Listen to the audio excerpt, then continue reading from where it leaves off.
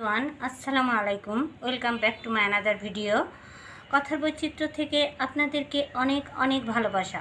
আজ ইফতারি রেসিপি আমি নিয়ে এলাম আর ডিম আলুর চপ, সাধ্যের মধ্যে, যাতে সবার সাধ্যের ভিতরে হয় সেইভাবে আমি আজকে ডিম আলুর চপ বানিয়ে আপনাদের সঙ্গে শেয়ার করব। 3টা আলু নিয়ে নিয়েছি, সিদ্ধ করে ছিলে নিয়েছি, এবং একটা ডিম সিদ্ধ করে স্লাইস করে কেটে নিয়েছি। খুব পাতলাও করিনি, খুব মোটাও করিনি। কিভাবে অল্প ডিমে অনেকগুলো চপ হয় সেই রেসিপিটাই। এখন আমি আলুগুলো সুন্দর করে ম্যাশ করে নিব। এটা সুন্দর করে ম্যাশ করা হয়ে গেছে, আপনার ইচ্ছে করলে হাত দিয়েও করে নিতে পারেন। এটার ভিতরে কোনো দানা দানা ভাব থাকবে না, একদম রিফাইন করে নিতে হবে। এটা সকলের সাধ্যের কথা ভেবেই সবাই যাতে তৈরি করে খেতে পারে সেই উপায়টাই আমি আজকে আপনাদেরকে শিখিয়ে দিব। এখন আমি এখানে যে সমস্ত উপকরণ নিয়েছি এগুলো আলুর ভিতরে দিয়ে দিব। আমি গোলমরিচ জিরার গুঁড়া দিব ½ স্পুন, চিলি ফ্লেক্স দিব 3টা, হলুদের গুঁড়ো দিব ½ স্পুন, ধনের গুঁড়া দিব ½ স্পুন, মরিচের গুঁড়া দিব ½ স্পুন, হলুদের গুঁড়া দিব ½ স্পুন এবং লবণ দিব পরিমাণ মতো। আর সেই সঙ্গে আমি 3টা পেঁয়াজ ব্রেস্তা করে নিয়েছি। এই ডিম আলুর চপটা তৈরি করতে এটা ব্রেস্তা করে নিয়ে, পেঁয়াজটা ব্রেস্তা করে নিলে বেশি টেস্টি হয়, এই জন্য আমি ব্রেস্তা করে নিয়েছি, সেটা দেখাতে পারিনি। এখন এটা সুন্দর করে মাখিয়ে নেব। আমি দিয়ে দিব ½ স্পুন ম্যাগি মশলা, আমি দিয়ে দিব ½ স্পুন ম্যাগি মশলা। এটা দিলে টেস্টটা দ্বিগুণ হয়ে যাবে। আর সেই সঙ্গে দিয়ে দিব 2টা কাঁচা লঙ্কা কুচি, দিয়ে এটা সুন্দর করে মিশিয়ে নিব। এর জন্য আলুটা মাখানো হয়ে গেছে, এটা এখন আমি রেস্টে রেখে দিব।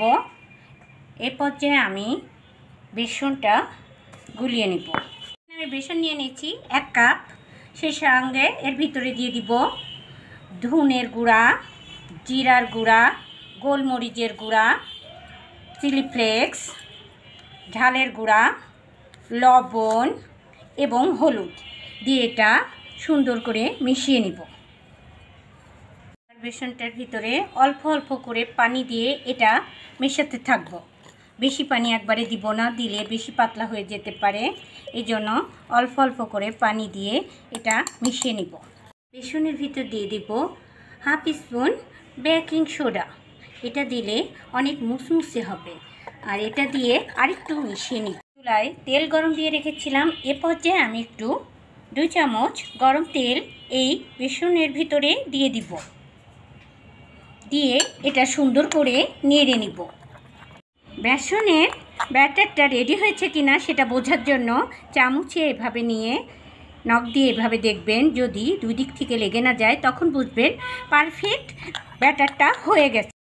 ডিমের চপটার জন্য কিছুটা পরিমাণ আলু হাতে নিয়ে এভাবে একটু মেখে নিয়ে এটা গোল করে নিব। এভাবে গোল করে নিয়ে এর ভিতরে একটা ডিম দিয়ে দিব, দিয়ে চারদিক থেকে এটা লাগিয়ে গোল করে দিব। সবাই তো লম্বাই তৈরি করে, আমি গোল করে তৈরি করে আপনাদের দেখালাম। একটা ডিম দিয়ে আপনার পরিবারের সকলের জন্য হয়ে যাবে এবং সাধ্যের ভিতরেই থাকবে। এই দেখুন আমার একটা রেডি হয়ে গেছে। এভাবে আমি প্রত্যেকটা করে নিব। সুবিধার্থে আমি আরেকটি ডিমের চপ তৈরি করে দেখিয়ে দিচ্ছি। এই দেখুন, এইভাবে চারদিক থেকে এটা ঢেকে দিতে হবে। ঢেকে দিয়ে এটার হাত দিয়ে সুন্দরভাবে গোলাকার করে নিতে হবে। এই দেখুন, এগুলো রেডি হয়ে গেছে। এখন এগুলো আমি একটু ফোল্ডিং করে নিব। কিছুটা ময়দা নিয়েছি ফ্রিজে, এটা এভাবে করে এটা ঝেড়ে দিব যাতে এটা ভেঙে না যায়।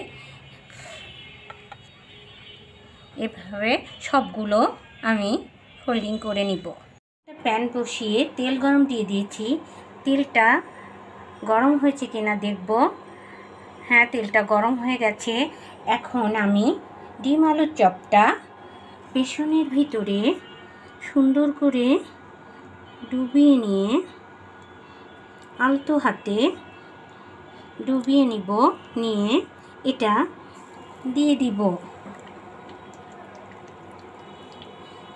একবারে আমি বেশি দিব না,